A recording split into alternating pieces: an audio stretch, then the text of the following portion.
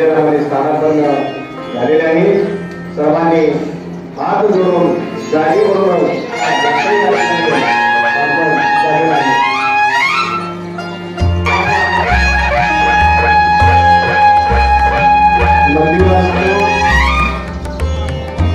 महादेवाची मूर्ती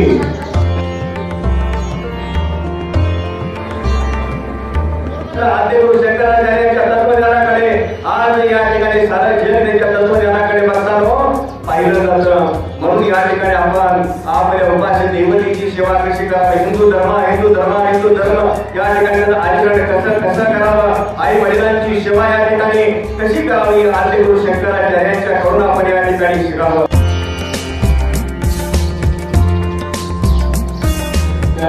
संबोधित करतील बाकी काही थोडंसं मान्यवर या ठिकाणी थोडंसं या ठिकाणी प्रबळ आपण या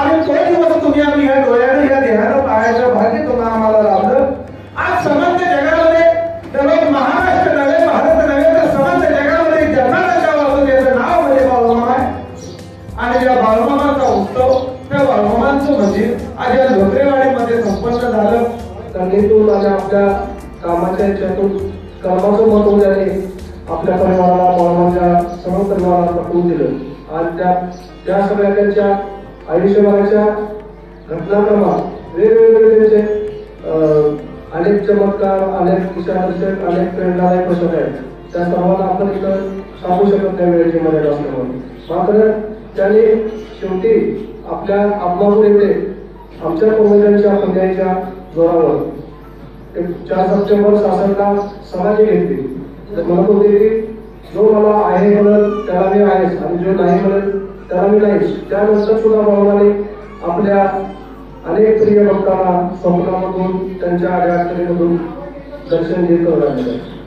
आणि साधने गुंताची पाळती अभिमान वाढवती नित्य निवा निळा म्हणे धावणे केली सुपंत वाटी लावणे निक. याप्रमाणे आज लोकांची या ब्रह्मांडावरती सत्ता आहे त्या शिवापर्यंत या जगजीवाला पोचण्याकरता तुम्ही आम्ही माणूस म्हणून जन्माला अनंत माणूस म्हणून जीवन जगण्याकरता जीवनामध्ये तुम्हाला ज्या ज्ञानाची ज्या कृपेची आवश्यकता असते ते ज्ञान देण्याकरता किंवा ती कृपा करण्याकरता प्रत्यक्षात भगवंत संतांच्या रूपानं या मृत्यू लोकांमध्ये वेळोवेळी अवतार घेऊन येतात आणि तुम्ही आम्ही सहज जन्माला दिला आहोत. देव कुठेही दूर नाही, देव तुमच्या जवळ आहे. सदैव माझे मनवाणी शुद्ध करून तुझे नाम पवित्र सिद्ध ब्रह्मांडे पारंपरेण या स्वरूपासांबरो प्रावस्त्रलोकी. आम्हाला वाटतं आमचे तिसरी वेळ या ठिकाणी येण्याची आहे. लोकसंपादनाकडे लोकांना ओढलं जातं. आतापर्यंत आम्ही जी काही मंदिरं बघितली त्या मंदिरामध्ये हे एक नंबरचं मंदिर असं आहे. म्हणजे लोकांनी इथं सगळ्यांनी आता बाळूमामांचे अनुभव लोकांना आलेले वर्णन केले. यात एक तरी स्वतःचा अनुभव येणारा कोण आहे का? बाळूमामा असताना बाळूमामाच्या सान्निध्यात अनुभव घेतलेला तो कोण आहे का? आहे का? तिकडे आलेल्या पोलीस पाटील काही राजमापुरीचे मामांना बघितले लहानपणी. हा मग ते सांगायला पाहिजे होतं ना. बर ठीक आहे. म्हणजे बाळूमामांचं मेचं हे का त्याच्या शेजारी जेठा म्हणून घ्या त्या जेठाने आमचा आठवण. त्यामुळे दर मे महिन्याच्या सुट्टीला आम्ही 2-2 महिने तिथं राहत होतो. त्यावेळेला अनेक वेळा बाळूमामांना मेंढर घेऊन चालत जाताना पाहिलेलं आहे. लिंगोळ्याच्या डोंगरामध्ये मेंढर चालायला जात होते. एक होता विषय की आम्हाला ते सांगितलं गेलं कारण आम्ही त्यावेळेला लहान होतो. आम्हाला काय कळत अजूनही कळत नाही तर त्यावेळेला काय करणार आहे ना. पण विषय असा होता की त्या डोंगरामध्ये परीस आहे हे सांगितलं जात होतं.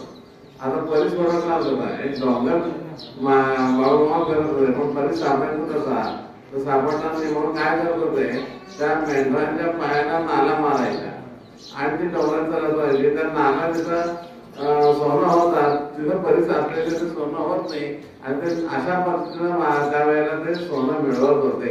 हे आम्ही बघितलेलं आहे, ऐकलेलं पण आहे. आमच्या आजोबांच्याकडनं मामांच्याकडनं ह्या गोष्टी आम्ही तिथं ऐकलेल्या आहे. काळूबाई म्हणून देवस्थान होतं. आता म्हणलं हे बाळूमामाच्या काळूबाईला तिथं येत होते आणि एक दुसरा अनुभव त्यांचा होता की तिथं हरिकाका गोसावी नावाचे एक संत होते. हातल्या जिल्हा ते हरिकाका गोसावींचं दत्त मंदिर आहे. त्या हरिकाकांच्याकडे तिथं बाळूमामा गेलेले होते.